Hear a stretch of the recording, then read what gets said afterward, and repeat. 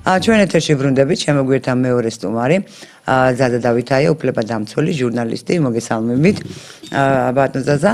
და შიდა პოლიტიკაზე მინდა თუმცა ხა წინა სტუმართანაც გამოგვივიდა რაღაცა შიდა პოლიტიკაზეც საუბარი მე არ მქონდა ეს დაგეგმილი ჩვენ ხედავთ როგორი სიტუაცია არის ხედავთ კი არა თქვენი აზრით როგორი სიტუაცია არის ამჟამად შექმნილი აი საქართველოს პოლიტიკურ ველზე წარმოდგენილი ძალების მიერ მოდი განვთხოვოთ ოპოზიცია ხელისუფლების გასაგებია მაგრამ აი ოპოზიცია როგორ განლაგდა თავის ოპოზიციურ ველზე განსაკუთრებით 4 ოქტომბრის მოვლენების შემდეგ, რომლის ეკო კიდევ გრძელდება, გამომდინარე საპროტესტო, უცნაური საპროტესტო აქციებიდან, რაც არ ტოვებს ჯანსაღი და ადეკვატური მოქმედების შთაბეჭდილებას. სიამოვნებით პირველ რიგში მოგესალმები ნინო, მივესალმები Georgian Times-ის თვირფას და პატივცემულ მაყურებელს და რა თქმა უნდა, ეს სიტუაცია, რომელიც საქართველოში დღეს გვაქვს, არის საკმაოდ საინტერესო სიტუაცია.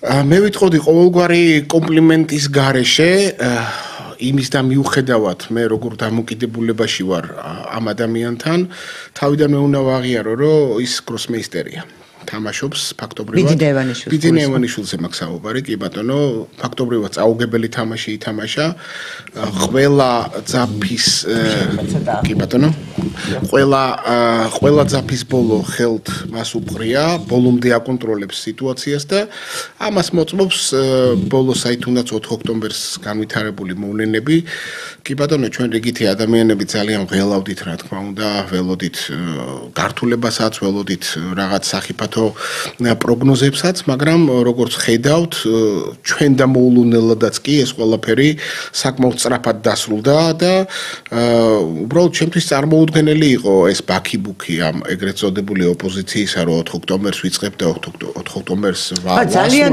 დაჯერებით ამბობდნენ და გადაგასულიყვრდა რა აძლევდათ მათ ასეთი დარწმუნებულობის შეგრძნებას. აი მე დამჭა შთაბეჭდილება, აი რატომ თქვი, რომ გროსმეისტერია მეთქი, ბატონი ბიძინა მეთქი, რომ ეს ყველაფერი ეს პროცესი იყო მისი კონტროლის ქვეშ და ნუ ყოველ შემთხვევაში ალბათ ჩემ ცხოვრებაში პირველად დადგა ეტაპი, როდესაც შეიძლება სამართალდამცველებს ოფიციალური მალობა მიუძღვნა, ეს ეხება როგორც პოლიციას, ასევე ეხება უშუალოდ სამსახურს, რომელმაც ნუ თავისი აგენტურის თუ თქვათ სხვა манипуляციების საშუალებით ზუსტად განსაზღვრა პროცესები, ამოქოლა ყველა ის სახიფათო ღრიჭო, საიდანაც შეიძლებოდა თქვათ საქართველოსთან მიმართებაში დამდგარიყო ხიფათი და ძალიან სწრაფად გაანეიტრალა საფრთხე, რომელიც მე დამჭა შთაბეჭდილება რომ გარკვეული თვალსაზრისით ეს პროცესი მართულიც კი იყო და რეალურად გამოუშვეს ორთქლი აკაცუკებმა და ეგრეთ წოდებულმა ოპოზიციამ ფული იშოვეს დასავლეთიდან და დასავლეთმა ვერ მოახერხა ამ ეტაპზე ყოველ შემთხვევაში რომ საქართველოს ხელისუფლება შეეცვალა მაგრამ ეს ყველაფერი ახლა ასეთნაირად არ გაგრძელდება ნინო არ გაგრძელდება იმიტომ რომ დასავლეთის ის ძალები, ის ლიბერფაშისტური ძალები, რომლებიც ხედავენ, რომ აი უკვე მე რამდენი წელია.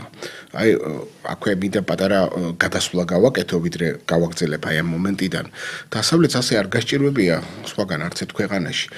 დაგეგმავს ხოლმე რევოლუციას, რომელიმე კონსერვატიულ ქვეყანაში, კონსერვატიულად მოაზროვნე საზოგადოებაში თქვათ, ან ისეთ ქვეყანაში, რომლის საშინაო თუ საგარეო პოლიტიკა მის ინტერესებში არ შედის და მისი სიტყვა და საქმე ერთია, ძალიან მალე ხორციელდება ხოლმე ეს გადატრიალება. ძალიან მალე გამოინახებიან ხალხი, რომლებიც ამას ახორციელებენ, ყველა თვალსაზრისით დროში ძალიან სწრაფად ვითარდება ხოლმე პროცესი. აი საქართველოსთან მიმართებაში ჩვენ ვხედავთ, რომ დასავლეთ საკმაოდ გაუჭირდა. აი რით იხსნით თქვენ ამას? იმიტომ რომ მაინც საჭიროა ხალხის რაღაც რაოდენობა, კრიტიკული რაოდენობა უჭერდეს მხარს გადატრიალებას. ეხლა მე არ მინდა რომ მისტიკაში გადავიჭრა, მაგრამ მოდი დავიწყოთ იქიდან, რომ საქართველოს არჩეული არის ექსპერიმენტის პოლიგონად თვალსაჩინოებისთვის მთელ მსოფლიოში. რომ საქართველოს საკრალური ქვეყანა არის, რომ საქართველოში სწორედ გამოირჩევა საზოგადოება მართლმადიდებლობის და ღმერთის ერთგულებით, აქ არ არის ლაპარაკი სრულიად საზოგადოებაზე, თუმცა მოწოდებული ბევრია და რჩეული ცოტა და აი ეს რაციონალური ცოტა განაპირობებს ზოგჯერ კი არა ქვეყნის გაბრწყინებასაც თუ საჭირო არის. ეხლა ჩვენ აქ პოლიტიკაზე ვსაუბრობთ და კიდევ ვიმეორებ, არ მინდა რომ მისტიკაში გადავიჭრა, მაგრამ რეალურად სწორედ ასეთი ქვეყანა აირჩიეს ამ დასავლეთის ლიბერფაშისტურმა ძალებმა, ჯერ კიდე, რა ვიცი, როდიდან. და ჯერ კიდე როდიდან ხორციელდება ეს ექსპერიმენტები? გინდა განათლების თვალსაზრისით, გინდა პოლიტიკური რეფორმების თვალსაზრისით, გინდაც თუნდაც ძალოვნური გამოხდომების თვალსაზრისით და ასე შემდეგ და ასე შემდეგ. და აგერ, რა ვიცი, ნინო, ჩვენ ვხედავთ, რომ ისეთი კონსერვატიული საზოგადოება, როგორც ჩვენ თუნდაც 80-იანების დასაწყისში ვიყავით, როცა საზოგადოება ვთქვათ, სულაც არ იყო, ვთქვათ, რელიგიური, მაგრამ ძალიან ახლო იყოს ნეობასთან.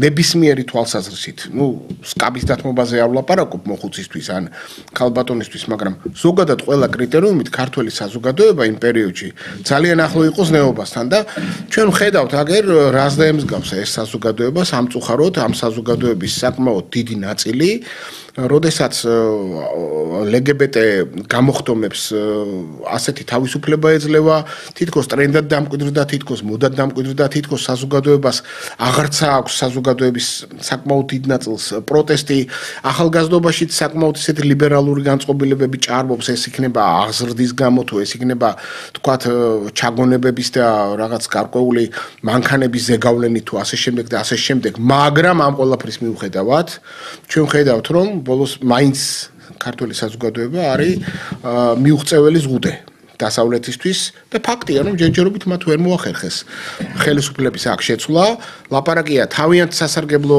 ხელისუფლების მოყვანას. და ნინო მოდი მაშინ გავხსნათ ბოლო მრჩხილები. საერთოდ ყველაფერი ილუზია არის ის რომ ჩვენ რაღაც ევროპული ღირებულებებისკენ უნდა ვილტოდეთ და ასე შემდეგ და ასე შემდეგ. რეალობა არის ერთადერთი. დასავლეთს, კოლექტიურ დასავლეთს მოცემულ შემთხვევაში ჰაერივით სჭირდება მეორე ფრონტი რუსეთთან. იმიტომ რომ ხედავს რომ უკრაინის ფრონტზე ის სასტიკად მარცხდება. და ყველაფერი დანარჩენი არის შენიღბული აი ამ შირმაში და აი ამ ჩარჩოში, აი ამ საბურველში. რომ თითქოს ქართულ ხალხს ევროპული ღირებულებები აქვს, რომ კონსტიტუციაში წერია, რომ ჩვენ უნდა აუცილებლად ევროპელები ვართ და ასე შემდეგ და ასე შემდეგ.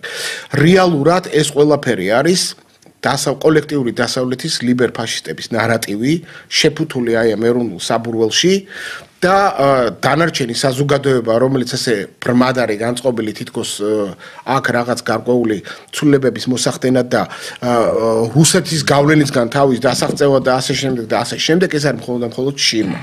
რეალურად ესენი არიან დასავლეთის მარიონეტები, თვითონაც არიციან და ისე არიან საზოგადოების გარკვეული ნაწილი, რომლებიც ზოგი ალალად, ზოგი შეფარულად, ზოგი წინასწარ გამისვლად ახორციელებს დასავლეთის ამ ინტერესს. დასავლეთ ჭირდება მეორე ფრონტი რუსეთთან და ყველანაირი თვალსაზრისით ხედავს რა, რომ ეს ხელისუფლება აღარ ემორჩილება ამ დასავლეთის ნარატივს, ცდილობს ხელისუფლების შეცვლას. აი ეს არის მთავარი ამოცანა. და სხვადასხვა მეორე საკითხია, რატომ არ უნდადეს ეს დასავლეთ როდესაც თქვა შენ ამ შემთხვევაში ქვეყნის ხელისუფლებებს გულისხმობ დამოუკიდებლობაც ეს დაუმორჩილებლობაც საბჭოთა კავშირთან ხო ამითი დაიწყო რომ ჩვენ დასავლური ღირებულებები გვინდოდა ეს ლაიტმოტივად გაზდევს თანამედროვე საქართველოს ისტორიას იმთავითვე ჯერ კიდევ საბჭოეთში ყოფნის პერიოდში და ამას შენ ამბობ რომ აი დასავლეთი არის ყველაფერი დედამიწის ზურგზე და შენთვის მთავარი ღირებულება. იმ დასავლეთს რატო არ უნდა უნდოდეს, რომ შენ გააკეთო ის თუ ჩემთან გინდა, ის რაც მე მინდა. ეს ხო ბუნებრივია. შენ ხომ თავი არ დაგიჭერია მასთან ისე, რომ ოდნავ მაინც სრულუფლებიანი რაღაც პარტნიორული ურთიერთობა გინდა მასთან. შენ ისე უმცროსი ძმის როლი აირჩიე, იმიტომ რომ როლიდან გამოსვლა მე ამ თეზაში გეთანხმებით, მაგრამ აქ არის კიდევ მეორე მომენტი. იყო რაღაც გარკვეული პერიოდი, თუნდაც ჩვენი ეროვნული მოძრაობის, ჩვენი პირადად თქვენი და ჩემი ეროვნულ მოძრაობაში ჩართულობის პერიოდი. როდესაც ჩვენ დასავლეთისკენ ვილტოდით და გქონდა კონკრეტული, ასე რომ ვთქვათ, საფუძველი, რატომ ვილტოდით დასავლეთისკენ. რატომ? დემოკრატიული ღირებულებები, ხო? ხო, რა თქმა უნდა, ზუსტად ვიცოდი და ახლაც ასე მგონია, რატომ მინდა ვიცი. დემოკრატიული ღირებულებები და ჩვენ ზუსტად ვიცოდით რა იყო ეს დემოკრატიული ღირებულებები. რომ ეს არის უმრავლესობის კეთილი თვალსაზრისით ვამბობ დიქტატი უმცირესობაზე, სადაც უმცირესობის უფლებაც არის დაცული, კი ბატონო, ეს არის ადამიანის, ესე იგი, განურჩევლობა მისი რასის, კანისფერის, სარწმუნოების, ენის, სხვადასხვა კუთვნილების მიუხედავად და ასე შემდეგ, ხო? მაგრამ დღეს ჩვენ მოწმე გავხდით აბსოლუტური რევოლუციისა თვითონ დემოკრატიის ცნებაში. დემოკრატია ის აღარ არის, რაც ჩვენ ვიცოდით. სხვათა შორის შეიძლება ჩვენ რო ვიცოდით, მაშინაც არ იყო ის და ჩვენც არასწორად ვიცოდით. ამაშიც გეთახმებით, მე დავიწყე სპეციალურად პასუხი, თქვენთვის პასუხი იმ განწყობით, რომ აქამდე მივსულიყავი, სწორედ. შეიძლება ეს ყველაფერი იყო თავისთავად ის თამაში, რომელიც სწორედ ასე უნდა დაბოლოებულიყო. და დემოკრატიამ ჩვენ უცებ მხარი იცვალა და ჩვენ დაგვანახა თავისი ის წახნაგი, რომელიც არანაირად არ შდება, არც ქართულ, არც კავკასიურ, არც ქრისტიანულ და ზოგადად არც კეთილინების ადამიანის პოზიციაში. ეს არის, რასაც ახლა ჩვენ დემოკრატია თანამედროვე დემოკრატია, რასაც გვაჩვენებს, ეს არის არა უმრავლესობის გავლენა უმცირესობაზე, არამედ აგრესიული უმცირესობის, უზნეო უმცირესობის, მე არ მეშენია ამ სიტყვის გამოყენებისა, დიქტატი აბსოლუტურ უმრავლესობაზე და ისეთი მანქანების გამოგონება, რომელიც ამ უმცირესობას ყველანაირ საფუძველს აძლევს იმისთვის, რათა ეს აბსოლუტური უმრავლესობა, რომელსაც თავისი ზნეობრივი, სოფხდელობრივი, მენტალური კრიტერიუმები და მიზნები გააჩნია და აბსოლუტურად ათრკვნოს და მხოლოდ თავისი უღირსი ფსევდოღირებულებები მოახვიოს თავს. აი, ქართველი ადამიანი დასავლეთის მიმართ თუ პროტესტით განეწყობოდა და პირადად ჩემში მოხდა ეს გრადაცია, ალბათ თქვენშიც, იმიტომ რომ ჩვენ თანამედროვეები ვართ, ამერონული მოძრაობის მონაწილეებიც ვართ. ეს გრადაციას რეალურად თანდათანობით მოხდა. ჩვენში რომ დავინახეთ, რომ სინამდვილეში ჩვენ თავს არ გვახოვენ დასავლეთიდან იმას, რაც თავიდან გვეგონა რამისდისკენაც მივდიოდით. და შემდეგ ეს უკვე გადაიზარდა პროტესტში. თუმცა ეს დასავლეთისვისაც არ არის კარგი. ხო და არც დასავლეთისთვის არ არის ეს ამბავი კარგი თუ ის დაშორდა თავის თავს და სხვათა შორის ბიზანტიის შემთხვევაშიც ასე იყო. დიახ. ბიზანტიის შემთხვევაშიც ასე იყო. ეხლა ჩვენ რა თქვა, აი ეს იყო ჩვენი დასავლური ორიენტაცია, ხო, ბიზანტია მაშინ და ჩვენ მასთან სახმელეთო კავშირიც გქონდა, იმიტომ თურქეთი, ოსმალეთის იმპერია ჯერ არ არსებობდა, დაპყრობილი არ ქონდა. ამდენად ჩვენ გქონდა უშუალო საზღვარი იმჟამიდან დასავლეთთან, კი ბატონო, იმჟამიდან დასავლეთთან და ჩვენ ვიცით რომ ავტოკეფალიის მას ითხოვდა, რა ქვია, გაუქმებას ბიზანტია, ხო? ეს ანუ იმპერიული დამოკიდებულება იყო. ზუსტად ისეთი იყო. ნუ შემდეგ ანუ იგივე ჩვენ რუსეთისგან გვიკვირდა. ბიზანტიისგანაც ისეთი იყო. არა, არაფერი ამაზე არ არის. ამის ხო მაგას ანუ ეს ჩვეულებრივი ამბავია. შენ ირჩე უბრალოდ მხარეს. თორე ყველა მხარე დაახლოებით ერთნაირი იყო.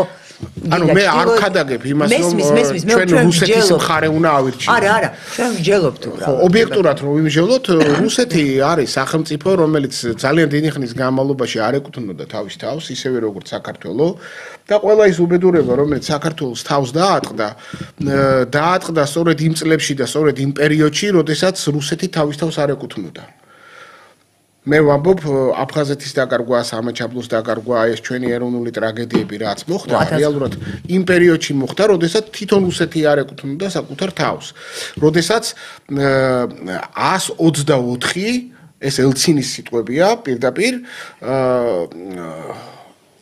ამერიკის ცენტრალური სადაზვერვო სამმართველოს თანამშრომელი კურატორობდა რუსეთის სამინისტროებს და რეალურად ამერიკის ცენტრალური სადაზვერვო სამმართველო მართავდა რუსეთს. ეს ის პერიოდია, როდესაც ელცინი სიტყვით გამოდიოდა და ხმამაღლა ამბობდა ღმერთმა დაიფაროს ამერიკა და შემდეგ ამატებდა და რუსეთიც. აი ეს პერიოდი არის, იცით? და აი ამ პერიოდში მოხდა სწორედ ამ სეპარატისტული მოძრაობების წახალისება, მისი მხარდაჭერა, ოღონდ არა იმიტომ თქვა. და აქვე ვიტყვი სეპარატისტულ მოძრაობებს ახალისებდა ჯერ კიდევ რუსეთის იმპერია, მაშინ როდესაც მეგრელების, აფხაზების და სვანებს არწმუნებდა, რომ ეს იმპერიული პრინციპი, გათიშე და იბატონოს პრინციპი. მე იმას კი არ ვამბობ, ანუ ყველას აქვს თავისი ინტერესი და ყველა გეუბნება. რა კუთხით მინდა ეხლა შევხედოთ საკითხს. ყველა გეუბნება რომ თუ ჩემი თამაშის წესით უნდა ითამაშო, ჩემ მხარეს იყო თუ არა გაგანადგურებდა. ეს საფრთხე მოდის ყველა მიმართულებიდან. იქნება ჩრდილოეთი, იქნება ეს არ ვიცი სამხრეთი, თუ იქნება ეს დასავლეთი. აი ამ სიტუაციაში როგორ შეიძლება წონასწორობის დაცვა ისე რომ რომელიმეს წინააღმდეგ რომელიმეს არ ემსხვერპლო. ნინო ძალიან რთული კითხვა არა და არის დილემატური კითხვა, იმიტომ რომ საქართველოს მუდმივად ამ მდგომარეობაში იყო. ძლიერი მოწინააღმდეგეების გარემოცვაში, როდესაც მას ესე იგი პირისპირ ყავდა ისეთი მოწინააღმდეგეები, რომელთაგან თითოეულ შეეძლო ძალიან იულად შეეჭამა საქართველოს, რომ არ აერჩია კონკრეტულ შემთხვევაში ჩვენს გონიერ მეფეებს ერთგვარი ბალანსის პოლიტიკა. ანუ იყო პერიოდი, როდესაც ერთი მხრიდან თურქეთი და მეორე მხრიდან სპარსეთი საქართველოს შეჭმას ცდილობდა და მხოლოდ გონივრული ბალანსის პოლიტიკით ქართველი მეფეები ახერხებდნენ იმას, რომ ესე იგი წონასწორობა შეენარჩუნებინათ და საქართველოს ეროვნული თვითყოფადობა და სახელმწიფოებრიობა გადაერჩინათ. შეიძლება სახელმწიფოებრიობის გარკვეულ ელემენტებსაც კითმობდნენ, მაგრამ ესეც გონივრულად იყო განსაზღვრული, იმიტომ რომ დრო გადიოდა და შემდეგ უკვე ესე იგი იმპერია, რომელიც კონკრეტულ მომენტში ბატონობდა ქვეყანაზე, სუსტებოდა და ჩვენ კვლავ ვიბრუნებდით იმ დათმობილ ელემენტებს. მაგრამ აი 30-35 წლის განმავლობაში, ბოლო 35 წლის განმავლობაში ჩვენ მოგვიწია განსხვავებულ სიტუაციაში არსებობა, როდესაც დავკარგეთ საერთოდ დამოუკიდებლობის, ანუ დამოუკიდებლობას კი არ მივახციეთ. რეალურად ჩვენ დამოუკიდებლობა დავკარგეთ. დამოუკიდებლად მოქმედების უნარი დავკარგეთ და ის ბალანსი და ის წონასწორობას დავკარგეთ, რომელმაც ჩვენი თვითყოფადობა და სახელმწიფოებრიობა აქამდე მოიტანა და ახლა, აი მე ამას ვამბობ პირადად მთელი დიდი პასუხისმგებლობით. ოღონდ ეს არ არის თქვა საქართველოს და საქართველოს მოსახლეობის ღვაწლით. ეს არის მსოფლიოში მიმდინარე პოლიტიკური მოვლენების შედეგად, რომ საქართველოს კვლავ უჩნდება შანსი გახდეს ნამდვილად დამოუკიდებელი ქვეყანა, ყოველ შემთხვევაში რეგიონი, სწორედ იმ გონივრული ბალანსის პოლიტიკის შედეგად, რაც ოდიდან ახასიათებდა ქვეყანას. ეს შეუძლებელი იყო მონდიალისტური მსოფლიო წესრიგის დროს, როდესაც ამერიკა და მისი მარიონეტი ევროკავშირი განსაზღვრავდნენ მსოფლიოს ხალხების ბედს, მაგრამ დღეს, როდესაც მსოფლიოში სხვადასხვა პოლიტიკური ცენტრი ჩნდება და საკმაოდ განსხვავებულ და საკმაოდ მომხიბლავ და რეალურ მომავალს სთავაზობენ ისინი თავიანთ მომხრე ხალხებს და ქვეყნებს, მე ვფიქრობ, რომ არ უნდა კონდეს საქართველოს მარტო დასავლეთისკენ ერთპიროვნული სწრაფვა და უნდა დაფიქრდეს იმაზე, თუ რას თავაზობს არა მხოლოდ კონკრეტულად რუსეთი, არამედ თუნდაც იგივე აღმოსავლეთი, თუნდაც იგივე ჩინეთი და ასე შემდეგ და ასე შემდეგ. მე არ ვამბობ იმას, რომ მხოლოდ მოყრები დავინახოთ და მხოლოდ მოყრული განზრახვა დავინახოთ მათ შემოთავაზებაში, მაგრამ ეს ყველაფერი არის ასაწონი და ასაწონი. და თუ ჩვენ გონივრული ბალანსის პოლიტიკას აღვადგენთ, თქვა საქართველოს აი ამ ფუნქციას ახუდგენთ, მე ვფიქრობ, რომ იმ დილემატურ მეორედ მოსვლის წინა პერიოდში საქართველოს შეძლებს ეს მცირე ერი, რომელსაც აქამდე სასწაულებრივად მოაღწია და გაძლო, მომავალში შეძლებს არსებობის გაგრძელებას და ღირსეულად არსებობის გაგრძელებას. არა როგორც ვინმეს მარიონეტი თქვა და მონამორჩილი, არამედ საკუთარი თავის ბატონ პატრონი, იმიტომ რომ ჩვენ ღმერთმა ისეთი გეოგრაფიული მდებარეობა გვარგუნა, რომელიც თავად კარნახობს ჩვენ გამოსავალს და აი ამ გონივრული ბალანსის შემთხვევაში გადარჩენის მყარ მექანიზმს. და მე ის კითხვა თავსი ჩვენ ვერ დავასრულეთ, აი ეს ოპოზიციურ სცენაზე რა ძალები დარჩნენ და რა ძალები შეიძლება გაქრნენ. კი ბატონო. გროსმაისტერი თქო ყველა არა ვთქვი, კი ბატონო, მე გროსმაისტერს რო ვამბობ არ ნიშნავს იმას, რომ მას ვაქებ. ვაქებ უბრალოდ მის ნიჭს, თორე არა იმას თქვათ, რაც კონკრეტულ შემთხვევაში გვაქვს. პირველ რიგში მე თქვა ჯობდა ეს მოცემულობა არ ყოფილა. მე კატეგორიულად გმობ პირველ რიგში შუა გაკრეფის პოლიტიკას, რომელმაც რეალურად მოიტანა კოაბიტაცია და რეალურად მოიტანა ასპარეზზე ყველაზე ორი ძალის არსებობა. და აქამდე კოცი და ნაცი ერთმანეთით იყვნენ ამ როგორ არ მიყვარს ეს სიტყვები თქო არც მე არ მიყვარს მაგრამ ეს ჩვენი პოლიტიკური რეალობა არის და უკვე დამკვიდრებული არის შეიძლება ითქვას რომ სკაბრეზიც არის მაგრამ ეს სკაბრეზიც უკვე ნუ როგორც უცხოური თავით ხო გესმით შეურაცხყოფაა ჩადებული უკვე და ეს კნინობითი ფორმა არის კი ბატონო ეს უკვე გამორიცხავს თანამშრომლობას კი ბატონო არა იცით რა თუმცა არ ვიდაოთ ამაზე მე თქვენი ნება როგორც გნებავთ ისე თქვით რა მაგრამ რაზე იცით საუბარი რომ ესე იგი ორი მკვეთრად განსხვავებული ძალა თავიდან როგორც ბატონმა ბიძინამეს გადაწყვიტა და ჩამოყალიბდა რეალურად მკვეთრად განსხვავებულ ფორმაში აღარ დარჩენილან კოაბიტაციამ იმ ხელა შერწყმა გამოიწვია ამ ორ ძალაში რომ უკვე ბოლო პერიოდში ვეღარ გაირჩეოდა სად მთავრდებოდა ქართული ოცნება და სად იწყებოდა ნაციონალური მოძრაობა. იმიტომ რომ ადამიანები რომლებიც აი პირადად მე მაპატიმრებდნენ უცებ მე ვხედავ რომ ისინი არიან მაღალ თანამდებობებზე პროკურატურაში, პოლიციაში, სასამართლოშიც კი იგივე ძალები და ახლა მე რომ ძალიან გამიჭირდება იმის თქმა რომ ჩვენ სამართლიანობის აღდგენისკენ მივდიოდით. ამიტომ თავად ეს ფორმულა სამართლიანობის აღდგენაც იყო ისეთივე მოგონილი სატყუარა გავხსნათ ბჭყალები. ისეთივე მოგონილი სატყუარა როგორიც იყო თავის დროზე პლანეტაზე მოგონილი ცნება დემოკრატია.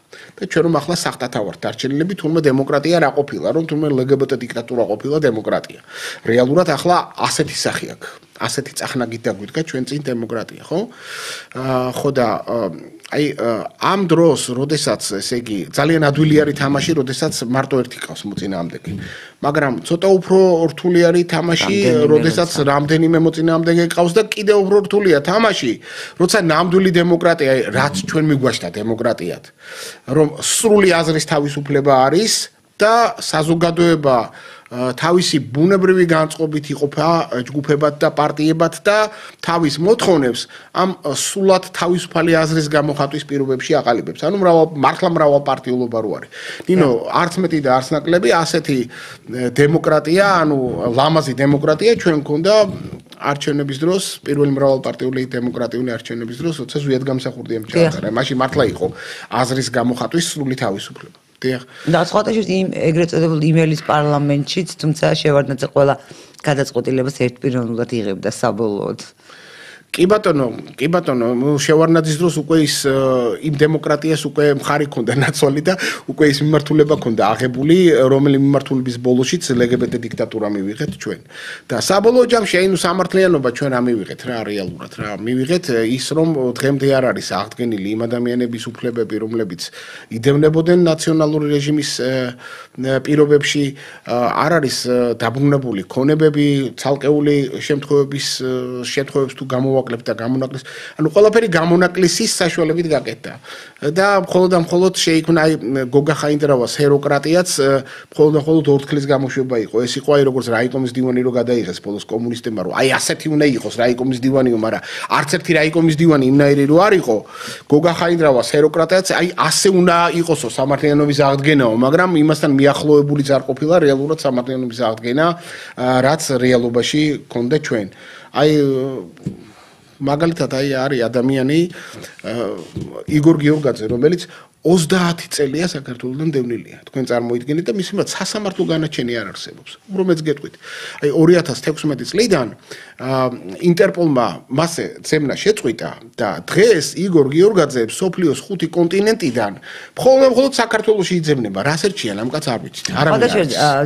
სასამართლოს განაჩენის გარეშეა კაცი დევნილი. ასეთი მოსაზრება არსებობს რომ მაშინ ძალოვანი როგორც შემდეგ უკვე როცა დასავლეთისკენ მქენით პირი ასე ვთქვათ უკვე დასავლეთი საკადრო პოლიტიკაში ერეოდა აქტიურად დასავლეთი მაშინ ყველა ძალოვანი უწყების ხელმძღვანელი ეს იყო რუსეთის მითითებით დანიშნა, მათ შორის იყო იგორ გიორგაძე და იგორ გიორგაძე ხა ქართული უშიშროების სკოლის მე კი არ ვერჩი მას ეს მე ფაქტს ვამბობ და ამითაც არის შეიძლება განპირობებული მისი ვთქვათ აი ამ წარსულის ეგრეთ წოდებული ბექგრაუნდის იცით რა ეს არის გაბატონებული მოსაზრება და მე პირდაპირ გეტყვით რომ არ იყო გიორგაძე ვთქვათ ვარდიკო ნადიბაიძე მე მათ პირველად არაფერს არ ვეჭი ხო მაქვს პასუხი მაგაზე ძალო ხო აი ესენი უბრალოდ ხაობები აღიზარდნენ იმ თვალსაზრისით რომ იგორ გიორგაძე იყო მტერი არა რა თქმა უნდა მითითებით რომელიც იყო ლოიალური რუსეთის მიმართ მოდი ასე გეტყვით რა ესე იგი თავიდანვე გითხარით რომ იმ პერიოდში თვითონ რუსეთი არ ეკუთვნოდა საკუთარ თავს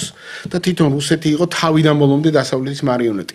რაც შეეხება იგორ გიორგაძეს, მე შემიძლია ძალიან უამრავი წახნაგი გითხრათ მისი პოლიტიკური თუ თქვათ უშიშროებაში თუ ძალოვან სტრუქტურებში მისი მოღვაწეობისა, რომელიც მის დასავლურ მენტალიტეტს და დასავლურ მიმართულებას უფრო ადასტურებს ვიდრე რუსულ მიმართულებას და არავინ არ იცის სად გადიოდა იმ პერიოდში ზღვარი პრორუსულ თუ პროდასავლურ მიმართულებას შორის, იმიტომ რომ თავიდან ბოლომდე ქვეყანა ერთ პოლუსიანი მსოფლიო წესრიგისკენ მიდიოდა და ვიმეორებ ის რუსეთი მთელი თავისი სამინისტროებიანად და პრეზიდენტის ინსტიტუტიანად თავიდან ბოლომდე დასავლეთის მარიონეტი იყო. მაგრამ იგორ გიორგაძე დღესაც რუსეთში ცხოვრობს, ისე როგორც კიტოვანი ცხოვრობდა. იმიტომ რომ მას აქვს ამისი მორალური უფლება ბოლოს და ბოლოს მას დედა ყავს რუსი და მას შეუძლია თქვას რომ გააჩნია ორი სამშობლო. ამას მე აბსოლუტურად კეთილი გაგებით ვამბობ. მესმის. რუსეთი და საქართველო და სადღაც უნდა იცხოვროს ადამიანმა, რომელიც მშობლიური საქართველოდან არის დევნილი. მაგრამ აი ქართულმა საზოგადოებამ არ იცის რომ ბატონმა იგორმა სულ ახლახან გამოსცა წიგნი, წიგს სახელად ქვია ლაზა მაიე პამიეტი. აი ამ წიგს თუ წაიკითხავს ქართული საზოგადოება, იქ დაინახავს უსაზღრო სიყვარულს თავისი მშობლიური არამხოლოდ ქვეყნის მიმართ, არამედ კუთხის, სამტრედიის მიმართ. რომლის მოგონება უბრალოდ შეუძლებელია თუ ბუნებრივად არ არის ადამიანი განწყობილი ამ სიყვარულით იცით და ნინო მე პირადად მაგალითად მე თვითონაც სტრულად ვიყავი განწყობილი ამ ადამიანის ანუ მე არა ვარ სტრულად განწყობილი მე უბრალოდ ვამბობ არა მე ვიყავი იმ პროპაგანდის სხვერპლი პირდაპირ ვამბობ რომელიც სამმა ხელისუფლებამ მე სტრულად არავის მიმართ არ ვარ განწყობილი მინდა გითხრათ აი წარმოიდგინეთ ერთი ბრალდება მაინც არ დაუდასტურდებოდა იგორ გიორგაძეს ან შევარდნაძის ან სააკაშვილის და თუნდაც ამ ხელისუფლების პირობებში სასამართლო რომ ჩატარებულიყო ობიექტური თქვენ რას უკავშირებთ აი რომ სასამართლო არ ჩატარდა მე უკავშირებ იმას რომ ეს ადამიანი არის საკმაოდ მოაზროვნე ადამიანი მე მას პირადად ვიცნობ და მე მასში არამხოლოდ პოლიტიკური მოაზროვნე არამედ მართლმადიდებლური სარწმუნოების საკმაოდ ღრმად სარწმუნოებაში ღრმად განსწავლული პიროვნება დავინახე და მე ვფიქრობ რომ ამ ადამიანს გააჩნია ის მიზიდულობა რომელსაც თუნდაც პოლიტიკაში ჩაურევლობის შემთხვევაში შეუძლია საქართველოში ახალი პოლიტიკური ცენტრის, ახალი პოლიტიკური ხედვის შექმნა. კონკურენცია არის. ეს არის კონკურენცია, კი ბატონო, და ახალი ხელისუფლებაც იმიტომ არ არის განწყობილი მის გასამართლებლად და მის საქართველოში დასაბრუნებლად. მას ეშინია კონკურენციის და მას ეშინია რომ შუაგაკრეფილ პერიოდში ამ ჯანსაღ კონკურენციაში დამარცხდება იგორ გიორგაძის წინაშე. დიახ.